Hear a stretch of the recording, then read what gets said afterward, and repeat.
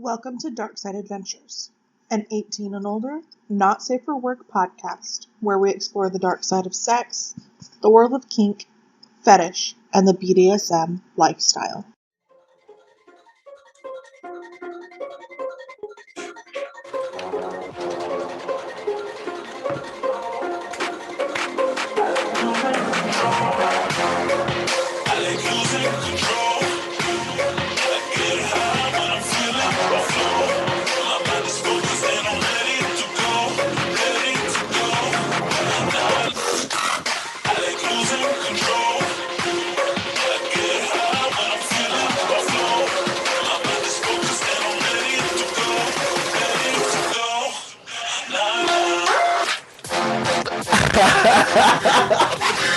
Oh my god, my headset almost fell off. Oh my god.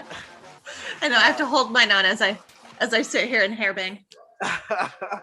Man, like I was scared for a second. I was like, it's gonna hit the microphone, it's just gonna make a huge sound. Like, man, let me start correct though. Yo, shout out everybody. Welcome again, DarkSideAdventures.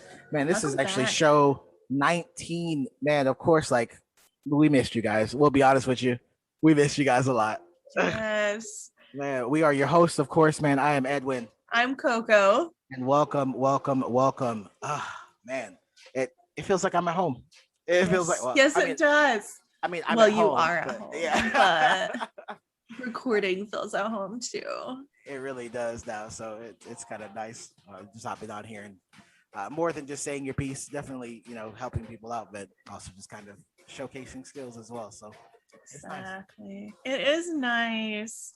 It was not a feeling I expected to feel when we started this whole journey. I did not to feel not feel to be able to trip over my own words. No, I did not expect to feel like this was like welcoming and open and easy and right when we started. Yeah, I mean, originally it was definitely like it was a little rough at first, just because of like we were having to get like the audio settings, and we're still pushing for more audio settings, of course, guys. But I basically sounded like I was in like a tire shop, just like trying to talk through the microphone, and we didn't even know what kind of like equipment we wanted to use, and what programs we wanted to use, and now it's kind of like once we got everything organized and and whatnot, it's just much easier now. It feels just natural. We definitely we're trying to figure out which path to go on in the beginning, and we have narrowed it down, and we have packed our bag with all of the items that we want, with the nice list of upgrades that we're hoping for. Thank you, Amazon. Yes, thank you, Amazon, and brothers who are going to sell me their computer. Oh yeah, she's about to upgrade. So here soon, Coco gonna be running what I like to call 5G from computers at this point. So she'll have a beast of a machine. So we definitely can't wait for that. Definitely super excited for that. I love my little laptop. She's a workhorse, but she needs a little break. I felt your pain. Trust me. I felt your pain. Yes. Now, I mean, obviously everybody knows currently, like I've already upgraded mine. So Coco's is next on the list. And then obviously more stuff. But we'll go ahead and kind of start with the holiday of today. Yes. National World Art Day. Man, like I got so much to say, because like I'm a pretty big person whenever it comes to like just different types of art. So whenever people are always saying like, oh, that art's beautiful, and then you ask them like who their favorite artists are, you kind of get crickets once in a while.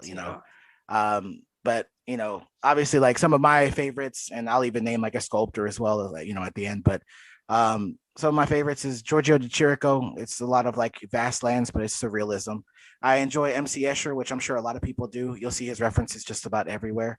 But just the fact of his black and white, all of his black and white actually is wonderful. And then the last one is John Martin. And basically John Martin, he does like sketches of what he would consider revelation. He also did some of like Norse mythology, different stuff like that. But if y'all want to see some of my favorites, y'all are more than welcome to check those out. And then the last one I said I was going to do a sculpture. So if y'all ever go to like Italy or any places like that in Europe, there's a gentleman by last name, of course, Bernini. And yeah, right. I know who that is. Yeah, see. So Bernini, obviously like famous sculptor. Like I said, you'll see his art just about everywhere in Europe. So, I'm just thankful for that we have days like this, and then I'm thankful that we have people that actually express themselves through art, just like we do. Exactly. I am one of those people who loves to look at art, but can't name off very many artists. I love Georgia O'Keeffe. I love Van Gogh, but I don't know a whole lot. I don't know very many. I did spend last weekend looking through a bunch of paintings and at a bunch of artists' different interpretations of things, trying to find a painting for Master's house. So that was lots of fun. Doing a little decorating in there. Yeah. Yeah. Well, he just repainted his house the same colors he had already, but he decided they needed to be repainted because it had been 3 years, and he decided they didn't look good anymore. But that's all he does. He spends days and days and days, all like hours and hours and hours all day long looking at painting, because that's what he does for work. So when paint gets old, he's like, yeah, it needs to be fixed. So he painted his house again, and then he's like, I need a new painting on my wall. Find one for me. And I went, yes, sir. So I went and spent the weekend searching through paintings and searching through artists. And there's some really, really pretty ones. So you gotta save some from the list. Like, you gotta write them down. So next show you can actually bring it on here, so I can get some options myself. Yes. I can just forward you the links I sent to Master. It will work. I tried to convince I don't like that smile. No. Master has a very particular style, and I know that, but I tried to convince him that he needed a jefe on his wall. For the listeners, I call giraffes jefes. In fact, my nieces and nephews thought they were two different animals for the longest time. But I tried to convince him that he needed a painting of a giraffe on his wall, and he was like, no. And I was like, but it matches the colors that you wanted. It's very earth tone. There's nature in it. It's an animal. Like it works. And he's like, no. He lives in a manly space. Yeah, you're out here trying to give him. I'm sure he hunts them too. So he has a lot of he likes like actual paintings. Like canvases are pretty, but he wants like an actual painting. And he has in his room, he's got a picture of koi fish, like a painting of koi fish. He has a lot of native art in his house, as he's Native American. And in his living room, which is where I was trying to find another painting, he already has like if there's a stream in it or not, but it's a painting of trees, and it's beautiful. But I was like, look, it'll match with the trees, the giraffe, it'll be fine. It better be the giraffe on the range or something, like, walking across where it's like mostly like, the range, and it's like a little baby. No, it was definitely all giraffe. Oh, it no. was all heavy. I'm just going to tell him to it like this. I don't blame him. I knew it would be a no when I sent it, but I was like, maybe. Yeah, gotta shoot my shot. Gotta try it. Hey, that was a good shot to shoot. Like, it would have been more funny if he'd been like, sure. Yeah. But it's the best. It's the best one. All right, deal. I'll take it. Man. Yeah. So, man, like, I feel like it's been a long time since we caught up, but not at the same time. I think we did kind of some show housekeeping the other day too. So yeah, it's been a little bit. Did we ever announce to you listeners that we have gone to a once weekly posting schedule? I think we have, but then I think we haven't. So here it is now. Here it is now. If it hasn't happened already, we Edwin and I have sat down and realized that trying to post twice a week, where we are in life right now and with our crazy work schedules, that it just wasn't realistic and we wouldn't be able to be consistent. It was too much too soon for us where we were at. And so we wanted to be able to focus and give you better quality once a week rather than rushed quality twice a week. Yep, true. So, obviously, like when we start rushing the quality, then people actually really start noticing, and it starts to make us seem sloppy. So that's definitely not what we want. I mean, even if it seems sloppy, it's still, you can still agree it's getting better. So we don't want to go backwards. Obviously, we want to work forward. So just taking things step at a time. I mean, as much as the type of content we're putting out, we're still learning how to put out content, if that makes sense. So I mean, we're out learning me and him are learning the behind the scenes stuff that you guys don't see. We're learning the editing and the social media aspect and the research aspect and how to voice all of this to you all. Because Edwin and I, we've learned about a lot of this, but it's a lot different to voice it and try to share it with somebody else than it is to learn about it. But obviously they say, like, the more, or whenever you teach it, obviously, like, you start to understand it better as well. So there's, trust me when I tell you, like, we've done this a couple of times, and even I've had a few aha moments, so it's just kind of how it is. You obviously, like, think about it one way, or maybe, like, you remember it from another way, got stuck in your ways, and then come to realize, like, you got to change. So I couldn't be more happier with the podcast. Like I said, even I'm learning. So, and like what you just said just reminded me, like, one of my friends growing up, her mom's favorite saying was, "Practice doesn't make perfect. Practice makes permanent." And so you're right. As you continue to practice one way, you kind of get stuck in that form because it's become permanent. That's your muscle memory. That's how you recall it. That's all of that. So as you're sitting here explaining it and talking about it and hearing other perspectives on it, you go, oh, okay, maybe that's a better way to try it. Or you're right, that's a different way to explain that. And it really makes that click, because the way my friend's mom always explained it was like, you can sit at the piano and practice the same song over and over and over again. But if you practice it every single time with one wrong key, then it's not perfect. You've been practicing it with an error in there. Not that I think you are practicing something wrong, like with an issue in it, but it definitely shows you that, and it reminds you that there's more than one way to do this right. 100%. I think even what is it? Dr. Payne said something like that. Was it Dr. Payne?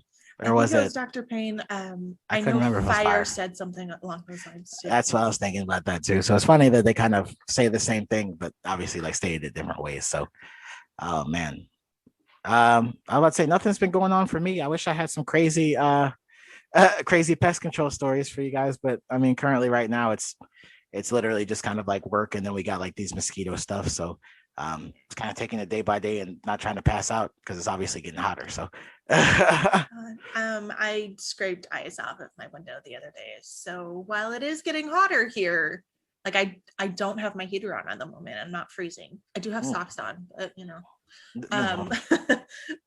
baby steps. But yeah, it's definitely still kind of cold in the morning, and I scraped ice off my window the other day. I still I mean, you can still sell some of that ice this way. We're not going to say anything. We'll take some of that. But actually today, surprisingly, it was I want to say it was like pretty mellow as far as like the temperature, but it was kind of chilly. I don't know how to like explain it. Like yesterday was hot, the day before was hot, but I guess because of all the rain, just kind of change the temperature. So okay, well, man, like topics after topics after topics after topics. So this set, I want to call it a set of topics, is a little bit different. We kind of touched on a while ago a little bit on Sub Frenzy, a little bit on like where to start learning. That was even in one of our panel questions. You can go back and watch that episode as well. But we're going to be talking about lust versus learning today. There's a lot to say about that, even just like coming out. But I figure we're going to start on learning versus lust, even though we got lust first. But sounded better that way. it definitely, it definitely sounded better. So we're going to go with learning first versus like lust. So this is kind of going to be more of like I feel like it'd be more of like a back and forth between me and Coco, just because normally we'll have like articles for you guys, but there's not really too many articles on this. At least not in the particular way we're referring it to. Yeah. I looked through quite a few, and a lot of them were not something I would promote or agree with. You guys are welcome to go look at them, see if you guys agree with them, but it's not something I agreed with. So we decided it's not something we wanted to promote on our show. All right. And just so we're all in the same like point of reference here. So learning, obviously there's different ways to do it, but with the actual dictionary definition of learning, right? The acquisition of knowledge or skills through experience, study, or by being taught. I mean, that's probably the best way to sum it up. But the first, I guess, micro topic that we have for learning is where to start learning. Oh, and we definitely covered some of that in, like I said, the panel question. But here, I guess you'll kind of get a little bit more personal between us two. But if we're going with where to start learning, I mean, if you want to know something, obviously, like you got Google, and Google will give you. You're not even really going to scratch the surface realistically with Google, because Google kind of sends you all over the place. You'll get articles just kind of almost stating the same thing, but repetition is good, obviously. So, seeing it and then kind of getting familiar, like we were talking about with the keywords and terminology, is big. So then whenever you start actually reading more advanced guides or more in-depth things, now you already have the conscious like, okay, I've seen this before. I know what it means. So now I'm just kind of putting two and two together. Do you want to add on to that? No, I agree with that. One thing I have learned in learning about BDSM, that Google, while all powerful and all knowing, is actually pretty shit at bringing you BDSM focused articles and stuff from somebody who practices BDSM. Mm-hmm. So this is one of the few times I will actually go to bing.com as my search bar.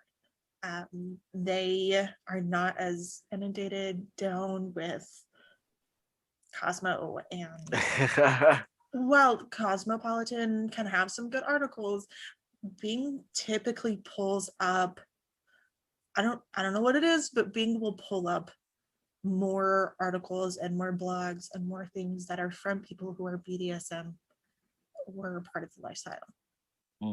And so I find that a lot easier to use Bing. But yeah, you can use online. You can search YouTube for it. There are quite a few different people on there that are BDSM focused. 3 of them off the top of my head, who are super popular, are What's the Safe Word? Evie Lupine and Loving BDSM. Depraved Eros and a couple other people as well. So shout out to all of y'all doing I like to call it God's work, but y'all have covered a lot of the things that we've already covered. So obviously we try and not copy from people's. However, some of y'all's points are kind of the same across the board. Yeah, and spot on too. So, so that's another good way to learn, immersing yourself into the community around you. Even if I live in a small town, the closest like decent community around me, probably at least an hour's drive, at least, if not more. I'm probably looking to get to like a larger metropolitan area with a better community. I'm looking at 2.5 to 3 hours. Oh, Lord. So sometimes it's hard. I will be the first one to tell you that. but there's always people around you. Whether you find them through FetLife, through Kik, through Telegram, through Discord, through Google, there's always people around. So getting involved in your local community, again, local being a very broad sense, depending on where you live and how local that local is. But getting involved in the community leads you to people who have learned these things already and are willing to share these things. So once you kind of feel like you've kind of digested all you can from online, then start to branch out to the in-public learning of munches or events or cons, or like I have attended quite a few different dungeons that have like a session beforehand about learning, like that's focused on learning. Yeah, they got demos and whatnot. Yeah, watching demos is a big one. There's a lot of ways to do that by getting involved with people. And even I think I saw it on Reddit, somebody said that, like, well, the people in my local community aren't people like I'm attracted or can see myself seeing with. Well, that doesn't matter. Do they have knowledge they can share with you? That's what matters. And maybe they know somebody in a different community, or maybe they know somebody that attends the dungeon that doesn't attend the community. It's, again, it goes back to that whole networking. And to be fair too, I mean, I highly doubt that, a person saying that they're not really my type of people. Like, I highly doubt you've gotten to know every single person, like on a standard level. So you sometimes just have to give people a chance, or, you can just make like a person that obviously like talks to you, or, they make you feel welcome. Obviously, like, you want to have that person as a friend, but it's okay to have obviously like different groups, but you have to at least try and make a friend, somewhere. So, no, I agree with that 100%. It sounds bad when I say monkey see, monkey do, but it's true. But it's true. Like, the best way to learn is literally watching somebody do it. And then, it's no different than a job where, obviously you have on the job training, right? Nobody complains whenever they're teaching how to do things. It should be the same way in anything that you do. Obviously, if this person has more knowledge than you, and it's something that you actually want to work into your normal life, you need to obviously be open-minded, or as most of the teachers say, you have to be coachable, as they say. But it'll definitely help you out. Like, you have to literally take in baby steps. You can't just be out there gung-ho, because it's not going to be a good time. But what is the last the other ones, I guess how to learn, we kind of touched on that, but like what to learn, that's basically whatever you want to learn. What key gets you going? What one excites you? What one do you want to learn about, even if you don't ever want to try it? I really want to learn about needle play, but do I ever want to try that? Fuck no. Fuck no. Hard limit. But I definitely want to learn about it. Hey, see, that's the thing is, I think I'm gonna get off topic if I start going that way. So no, I agree with you. Like, some things I just, I'd like to know about, but some things I just like won't do. Like, I feel like needle play for me as well is another one. Like, I love you guys. I can't just be shoving shit in you that that could actually, like, realistically, like, like, dildo or something, like, you take it. Like, but like needles, knives are almost like, they're not even like a hard limit for me, but it's like right there, like backing it up, just because of, you drop that bad boy the wrong way, you got to explain to the cops what you're doing. So, just obviously, back onto the topic, like what to learn, it specifies for everybody. Everybody is completely different. Obviously, if it's something that it entices you and, catches your attention, and you actually really want to go in depth and like see what people are doing, then yes, that'd be the perfect place to start. But you can't just go 0 to 60, real quick. So I do really suggest learning about kind of like the 4 pillars. Take the baby steps, learn about what negotiating is, what vetting is, what consent you need to have, what hard limits are, what soft limits are. Learn kind of the main lingo, and then learn the foundation of what BDSM is over. We've done that, and that's kind of how not kind of, that is how we started the podcast. We started by helping you all build that foundation, and then we spread from there. Yep. I mean, with us, like, giving you all the main stuff for the foundation, and of course thank Dr. Payne for the 4 pillars. You should have at least like a basic understanding of what goes on in the kink community, how BDSM works, how to approach people. But with that, that's when you start building your actual base. So we literally like cleared out the land for you. We've given you the land. Now you have to put your house on it. So however you plan on building that house is up to you. So I don't know if you want to add to that too. No, I really like that. I really agree. It's up to you how you want to build the house. Do you want the house to be a huge fucking mansion? Do you want it to be a little tiny shack where you just specialize is what I was really trying to say, not specify.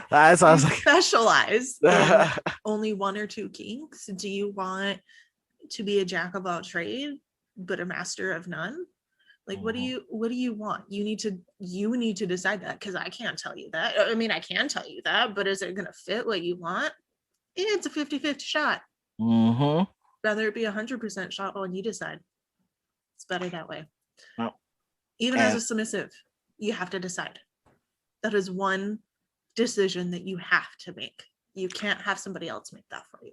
I was literally just about to say that. I was like, you can't have somebody make the decision for you, or else it's going to end up, something that you're passionate about, or that you won't be passionate about, and something that you might end up despising in the end.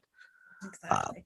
So the second main topic that we have is about evolving and going from learning to doing. Man, like that on its own is the whole question, because you see all the time, like, even you'll see videos on it. You'll also see, like, in on Reddit and whatnot, like, people are always saying, like, okay, I've surpassed, or they pushed past my limits. What now? That's what they always that what now? What are honest, the rules? Yeah, right. I think once you have like a main understanding of whatever it is that you're trying to accomplish, and you're able to fully do it without any issues, and you're also being able to semi show people, not necessarily teach, but kind of show people, like, how it works, or why it does what it does, then I feel like you definitely start, I might catch some flack for this, then you might actually want to start having a master truly train you.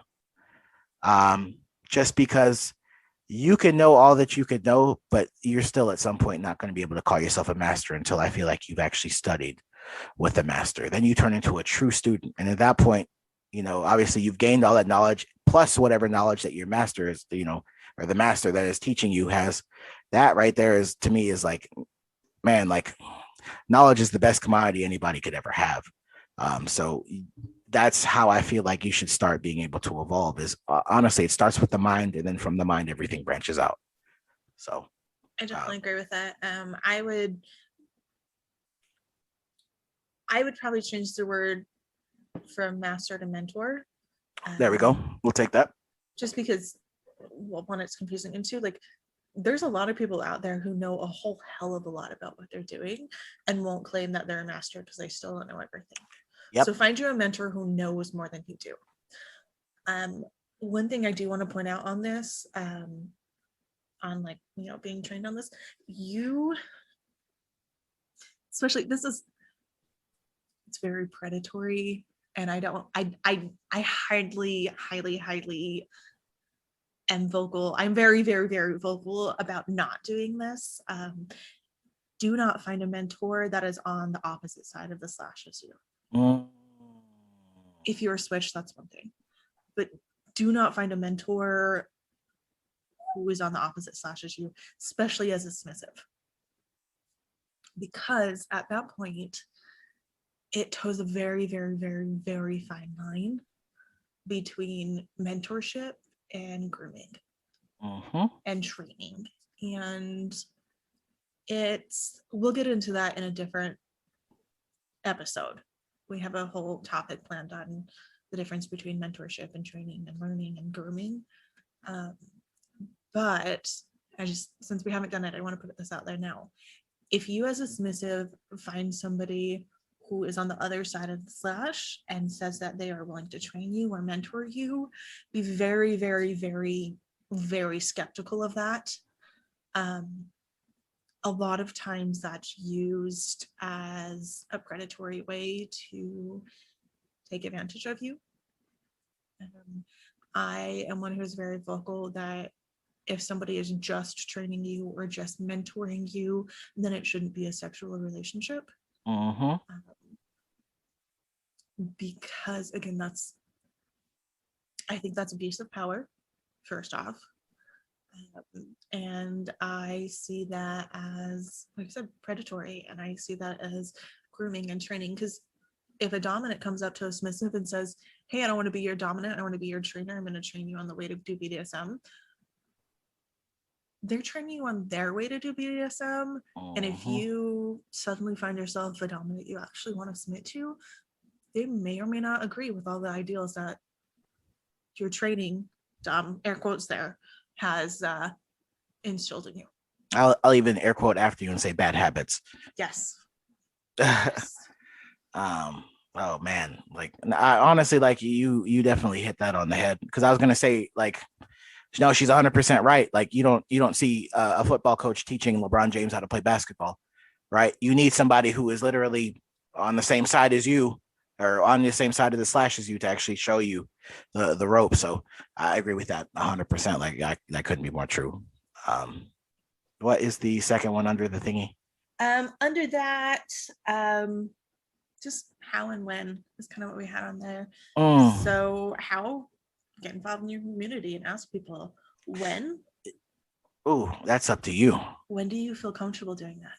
When do you feel like you have gained enough base knowledge to feel comfortable enough to play in public and handle somebody's critiques? Ooh, that okay, man. Like we could do a whole podcast on that. Being open-minded and coachable, yeah, right? Like critiques will either make and break you, but depending on who the person is, that critique could be worth. It could be invaluable. Well, and nada as well. Yeah. It could be invaluable and nada at the same time. So, choose who you take your information from. Hopefully, you trust them enough, but also make sure that obviously you've probably done some searching yourself. So, just kind of compare the two knowledge points, if that makes sense. So it really depends. So when you start playing with it really depends. And how you start playing with it really depends on what kink you're talking about. For impact, especially as a top, a lot of people suggest that you try doing impact on a pillow first. Or like a teddy bear or something, so you know where you're striking. And you can kind of gauge how hard you're hitting with how you move your arm or your wrist or your hand, or how much weight you're putting behind it. Some people don't suggest that. They suggest a practice bottom, which is literally a submissive or a masochist or being your practice. I can see that, but I can also see that being troublesome as well. Because I feel like a lot of it, like, even if there's like pick up and play, right? A lot of it has to do with like chemistry too. So, you could end up having a practice bottom, or I've never heard of a practice top, but, it wouldn't hurt to just kind of make sure that it meshes well too. It's just that extra layer of comfortability with them that honestly makes all the difference in the world. So, it's having somebody, tap you on the shoulder and say chin up versus like, somebody taking their hand and putting their chin and obviously like, bringing your chin up, that type of thing, where it's like, you can tell the chemistry is a little bit different. So. And that plays into how well not really how well you negotiate, but how well your negotiation went. You can tell, I can tell while I'm negotiating with somebody how I think a scene is going to be and how well I'm going to mesh with that person. And if you get bad feelings during a negotiation, you stop it right there and you say, actually, do you know what? I'm really sorry, but I'm not up to this right now. You don't even have to apologize. You'd be like, do you know what? I've actually changed my mind. I don't think I'm going to sing with you tonight. No harm, no foul. Yep. Just it's just one of those things where, like I said, if you don't feel comfortable, you can say no. It's okay to say no. So we encourage you to say no if you don't feel comfortable. Definitely. That's one thing you'll find out in the community. Like, just don't be afraid to speak up. You'd be doing yourself so many favors by just saying, whatever it is. Obviously, within reason, don't be rude about it. But you can still be respectful and tell people to fuck off. Yeah, true. There's a way to do it respectfully. Yeah. So the last topic, or the last third main point here. Yeah, the last main point is we were talking about lust, because it's obviously like lust versus learning. So to get lust into perspective as well, a heavy, strong sexual desire for someone, or a strong sexual desire, period. I feel like I need to bend this a little bit, and I'm gonna say a strong desire for maybe the wrong thing. Yeah. So it's one thing whenever you are hungry for knowledge, like you're like, okay, I want to learn this. Like, it's something that I want to, or something that I'm passionate about, something that I want to get better at. That is true learning, because you're taking steps every day. It's just not a feeling that I got to get better at this. Like, I need it. Like, it's almost like, we always talk about like the feeling of, reaching for like a drug. Well, it's kind of the same thing where, once you start lusting for something, that's whenever I feel like you start losing sight of what's important. And then that's whenever the most mistakes start getting made. So, I mean, you have to know why you're there. And obviously, hopefully, why you're there, but you also have to be doing it for the right reasons. And we've touched on that too many times on the show, like doing things for the right reasons, coming in good faith, things like that. So, as much as you lust after these things, or really, really want these things, make sure you're, like I said, you're doing it because you want to do it, and two, because it's right for you. Exactly. And on that point, you kind of touched on it, Edwin, the whole, like, once you start doing these things and you kind of dip your toe in and you get this little taste of things, you want more and more and more and more and more, and your lust for trying all of this grows incredibly. And if you're not careful, it gets out of control. Yep. And they call it a frenzy for a reason. And I have yet to meet a person who has not hit sub or dom frenzy, because it is so addictive. And once you start pushing boundaries, or you start trying things and say, ooh, that was actually really good, or ooh, I didn't like that, so I want to try something else. Mm-hmm. It gets really hard to rein yourself back in and be like, okay, yes, this was addictive and exciting, and it was thrilling and so sexy, but I need to take a breath. I need to slow down. Nobody wants to slow down. No. Yeah, you want to keep the locomotion going. Yes. At what point, like, I know I'm kind of playing devil's advocate here, but at what point should a person say, okay, I need to stop, slow down, and realistically change the pace of this? At what point should a person have to do that? To me,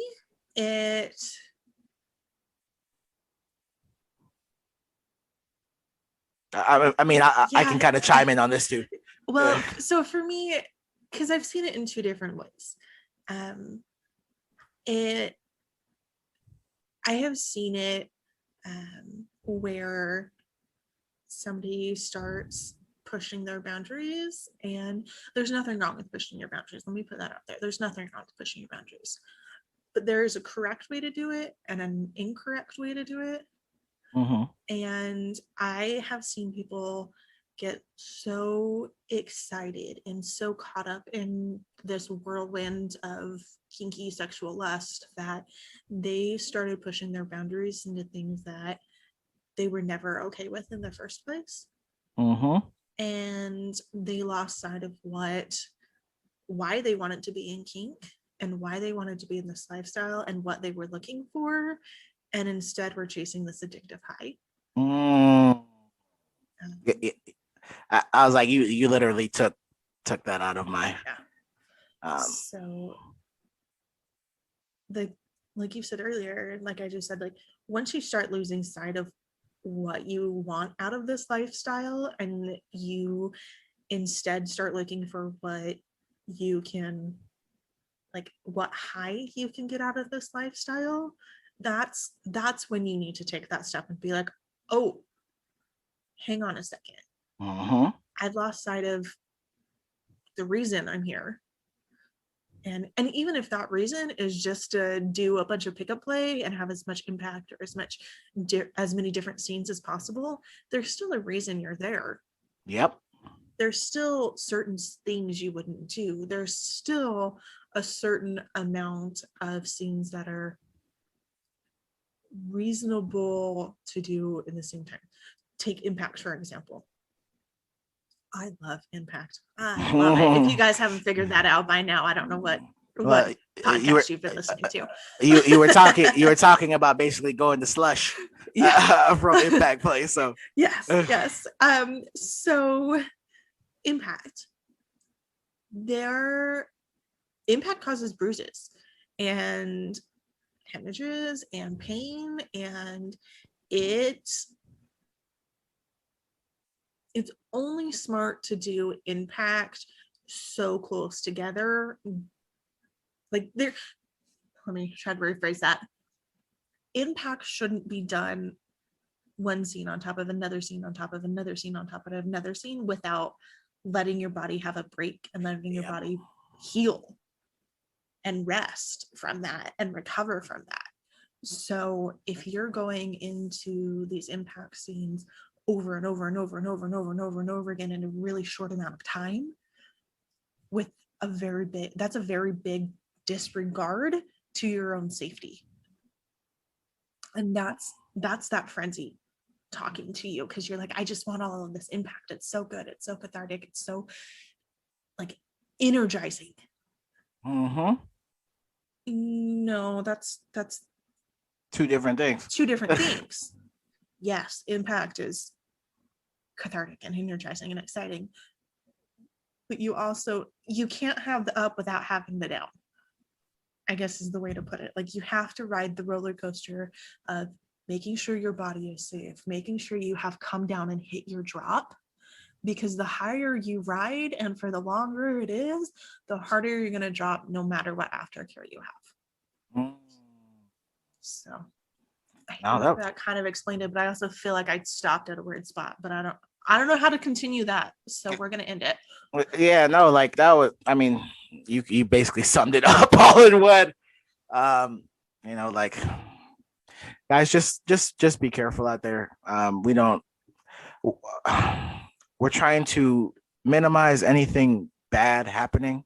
And obviously, like we're trying to, once again, make sure that we do these things for the right reason. So like she was saying, like, it's good to, give your body some time to rest. I mean, you may think you're okay, but your body will definitely tell you otherwise.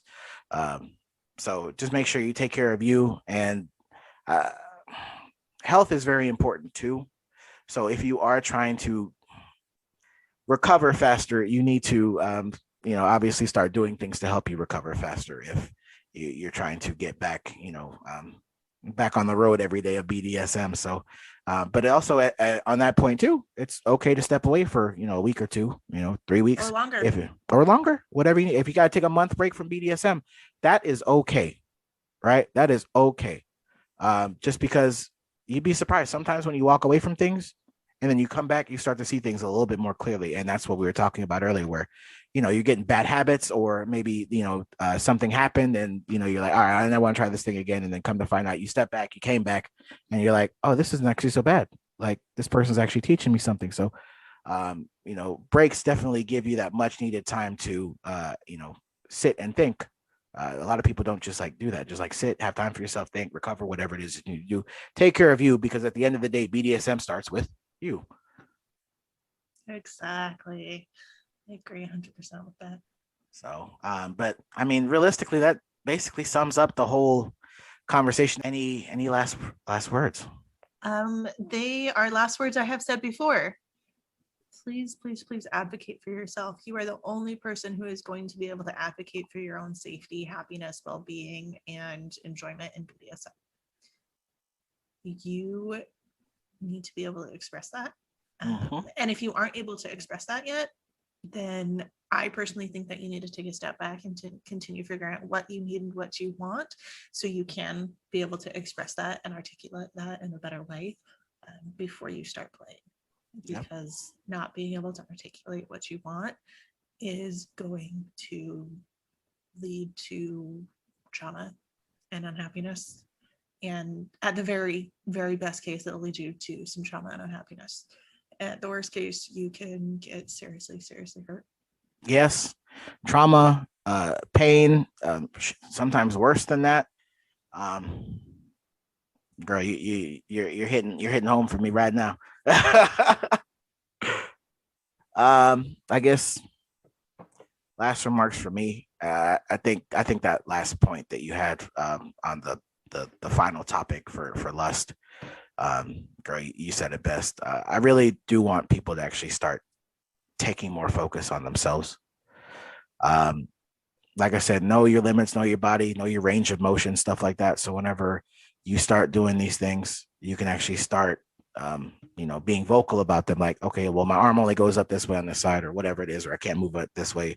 But also take care of yourself too. Like, it's sad, but they say a lot of the game is mental, but it's true. A lot of it is mental. If you're not in the right mental state, and sometimes even in the right physical state, you can cause harm to yourself, even though you had all the right intentions. Everything could be set up great, whatever it is, but you never know what could happen. So I feel like I said, you need to start with you, then you start building your house, and then everything will start being a little bit more fluid for you. Amen. That was a really good thought point. Mm-hmm. You really brought it home. So, hey, that's what we're here for. We're here to bring that bad boy hope. Oh man, well, the Dark Side Adventures, of course, man. We made it a long way. I think the next episode will be technically the 2 double digits. So we're trying to. We're still going for the 24 hours of kink, guys. So yes. Man, y'all have been with us for a good ride now, technically. Yes, we have. And it's been some months. It's been some episodes. It's been some learning experiences. Some hard truths. Oh God, real hard. Hard truths. Man, and I mean, obviously, we don't talk about things that happen, outside of the show, in our personal lives a lot, but. Just know with some of the issues that you might run into, we've either had or we're currently running into. So just know that. Feel free to reach out to us if you want some advice on some of those hard issues, or if you just want to listen to ear. We've got some great places you can reach us on. We are on Twitter at DarkSideAdventures. Yes, we are. We're on Reddit, SoundCloud, Spotify, Podbean, at DarkSideAdventures. Yep. Or you can even email us at DarkSideAdventures@gmail.com. Oh, hang on, I got it wrong. Oh. Our DarkSideAdventures. Our DarkSideAdventures@gmail.com. Oh man, of course. Golly, yo, I always appreciate you, co-host, man. You doing me solids. I just want you to know that. So, oh man. Well, Dark Side Adventures, episode 19. Everybody, we appreciate y'all. We are, of course, your hosts. I am Edwin. I'm Coco. And we are out. See you next week. Adios. Bye.